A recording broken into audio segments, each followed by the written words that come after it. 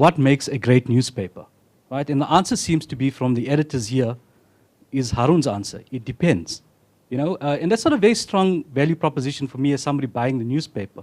And incidentally, I mean, all the newspapers, especially the Mail and Guardian, has increased so much in price.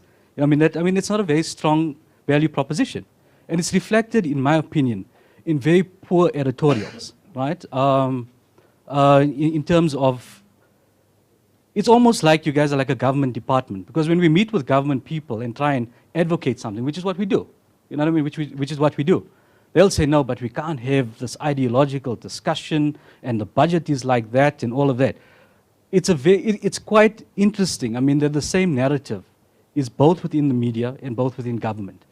That's the first question I have. The second question I have is, how do we as activists, in one way or the other, get things into newspapers? And there again, it depends. I mean, in previous work that I've done, I mean, we've managed to get a couple of things in.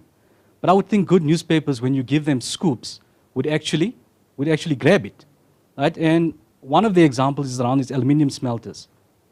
Right? We had done the work around aluminium smelters and the pricing on electricity and its impact on years ago. Years ago, nobody listened to us. I mean, we gave it to, I mean, I think all the newspapers sitting there, I think with the exception of the Cape Times, we gave it to them at that time. And this is like 2000.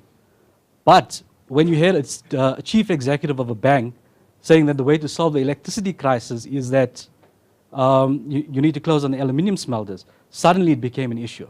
You know, so I think what I'm asking for is I don't really care where you guys, what position you have, whether you guys think we're loony or whatever the case may be. It doesn't really matter to me.